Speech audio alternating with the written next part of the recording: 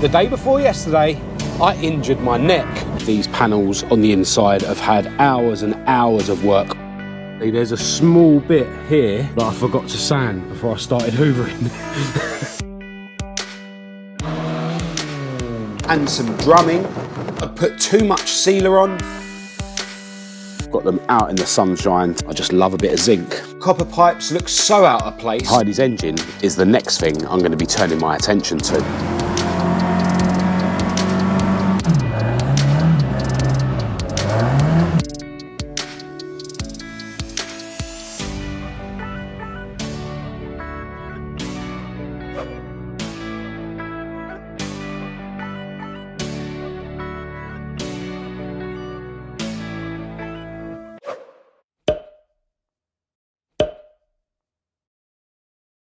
Hello and welcome to this video. I'm Marcus Hayes, and it's fair to say that over the last couple of weeks my whole life has been slowed down due to the cold that I had.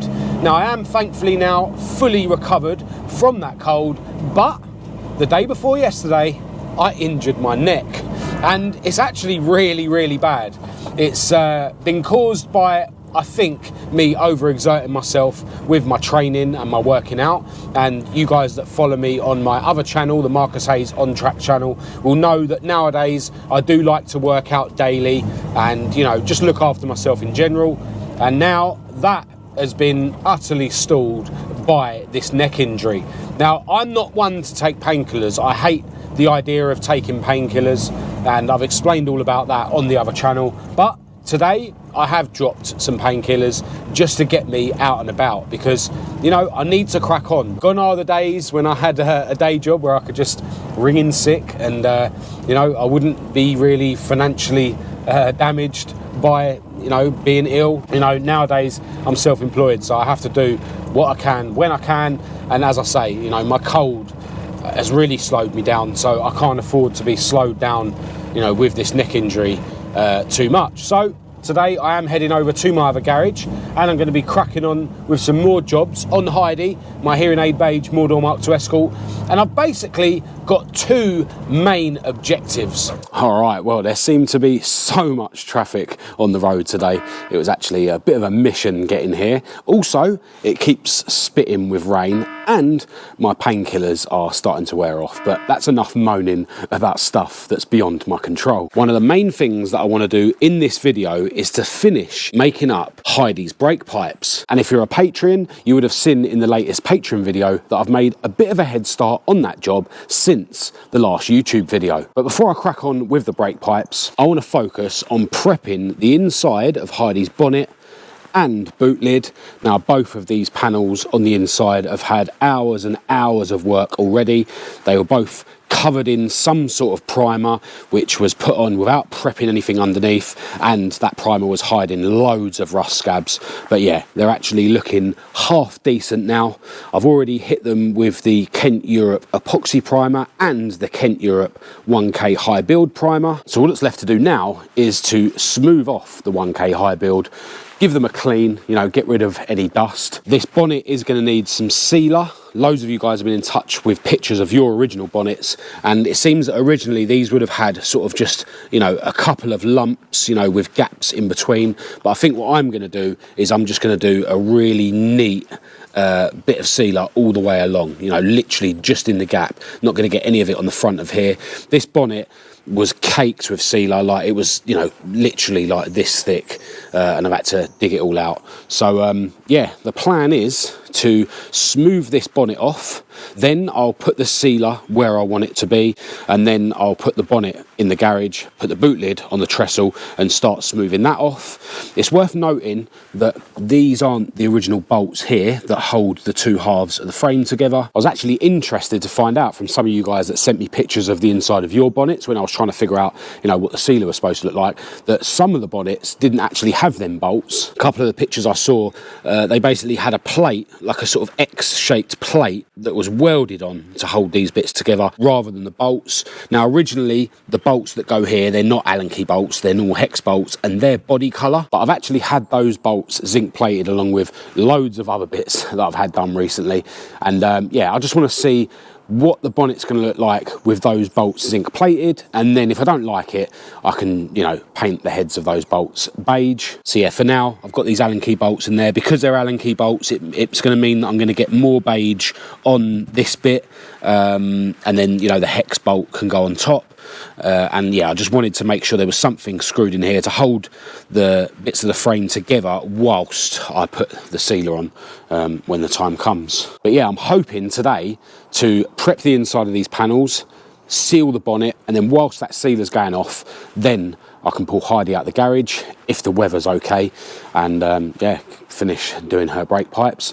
And then hopefully, if the good weather and daylight sticks around long enough today, I'll actually be able to get these panels in beige today. But whatever happens, that will be happening in this video, even if it means I have to come back around here another day to carry on with this video.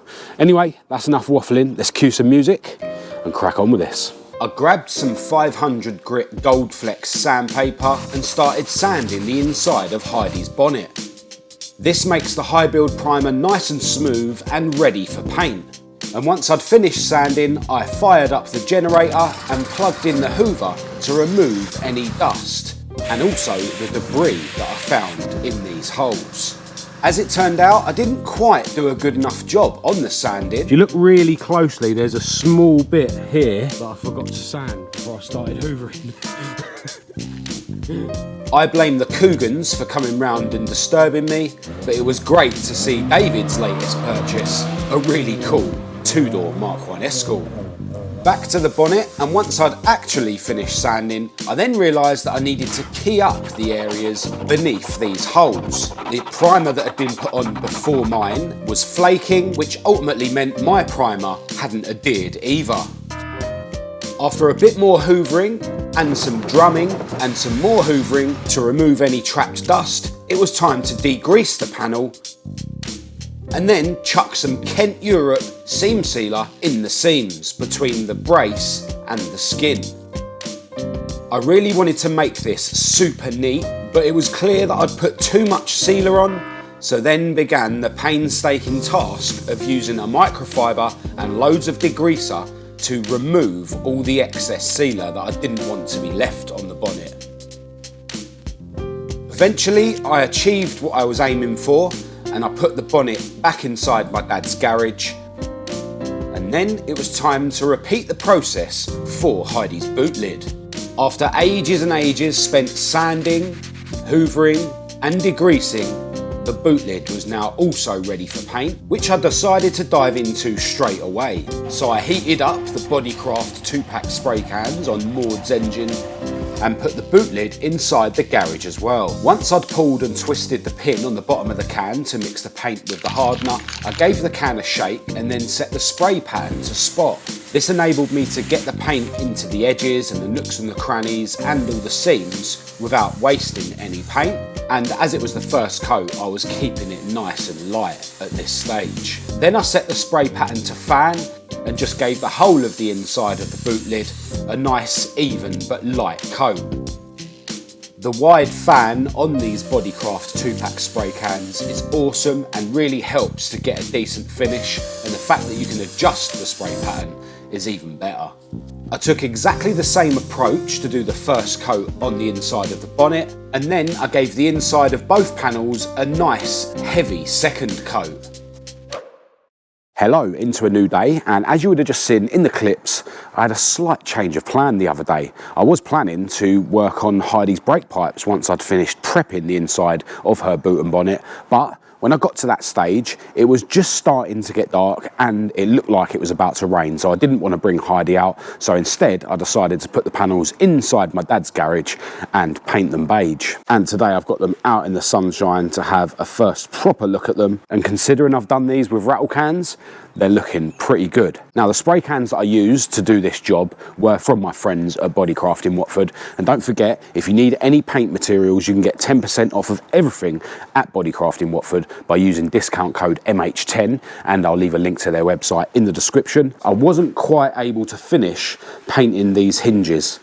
The second bonnet hinge, yeah, I literally got one squirt on it before I ran out of paint. I've also got to paint the inside of the fourth door once I get that back from Inky's Autos. Inky is trying to turn 2 bad doors into one for me, so I'm going to need to paint the inside of that in rattle cans when that gets back, and I want to paint the rocker cover on Heidi's engine. So yeah, there's other things that I need to paint beige anyway, so it's not the end of the world. And yeah, I'm going to go and see my friends at BODICRAFT tomorrow to pick up more paint. Now, I couldn't resist just roughly screwing on this freshly zinc plated bonnet spring to the bonnet, and over here I've got the original bolts that I ended up getting zinc plated. I know they look ridiculous, they should be body colour, but I'm leaving them like that because I just love a bit of zinc. But yeah, I particularly love the look of that spring. But from now on, I am going to try my best to resist the urge to keep adding zinc plated bits to things, because I want to do a load of zinc bits in one go for that big wow factor. Anyway, on with Heidi's brake lines. All right, so I've already got Heidi jacked up so that I can work on the brake lines underneath the car. I have spent a little bit of time trying to neaten up the lines that I've already made.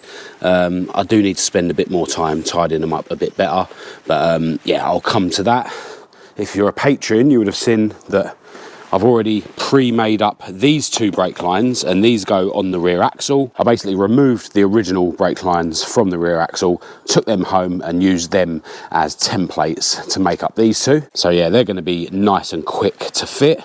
And since that Patreon video, I've actually removed this original brake line, which I sort of just snapped here, because originally this line goes all the way from just in front of the rear axle right up to the master cylinder, but I'm doing that line in 2 halves. So yeah, I've used this as a template just to roughly bend the back end of that pipe, and I've already added a double flare and a female fitting on there. And yeah, this is way longer than it needs to be, and once I've fitted this to the car, I'll cut it to the right length, and then I can add a joiner to connect that pipe to this one, which goes out of the rear port of the master cylinder.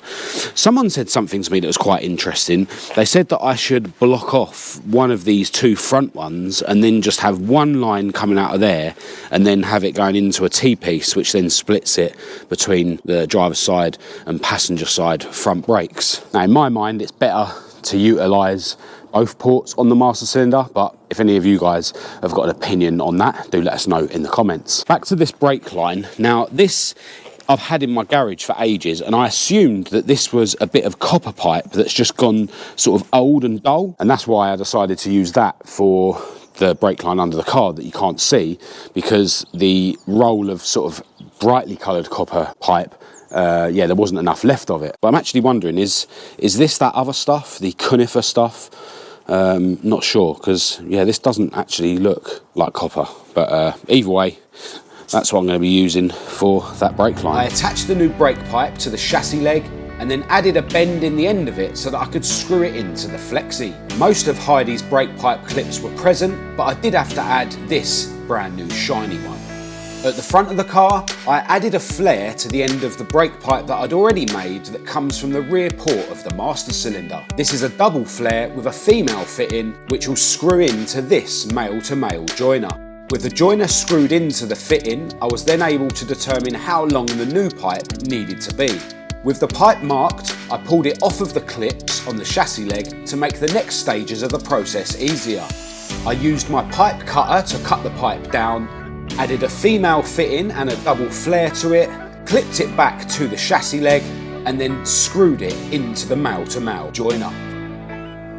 Next, I turned my attention to the brake pipes on the rear axle.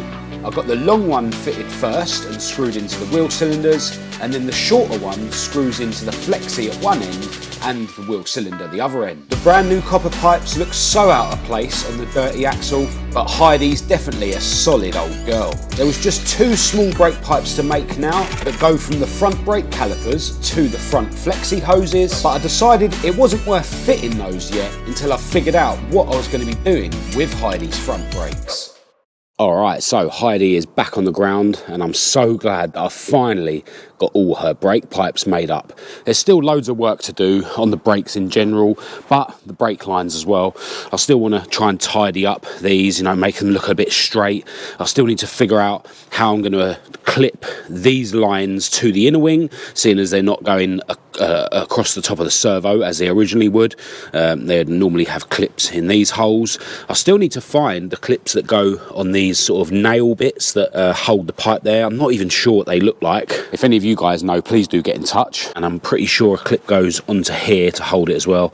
I've just got it pushed in there for now. Here's a few examples of the clips that I've got in my garage. This one sort of holds two pipes together, so I'll probably chuck a couple of them in certain places. And then I've got these clips here that I could use maybe to hold them pipes to the inner wing. I don't know, I'll figure it out.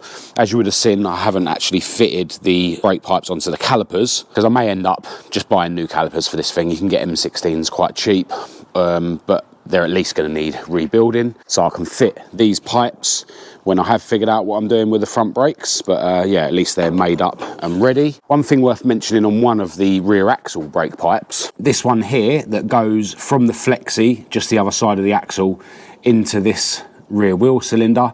This wasn't actually screwed into this cylinder when I got the car. It actually had a bleed nipple in there.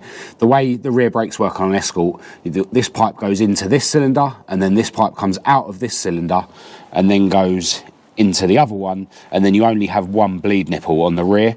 Well, basically someone had fitted rear wheel cylinders at some point, and then I think they might have made up a brake pipe and then not screwed it in, because I've made this brake pipe based on the one that was attached to the car that wasn't screwed into there, and this is a bit long. You can see here I've had to try and lose some length by making these bends a bit more dramatic than they need to be.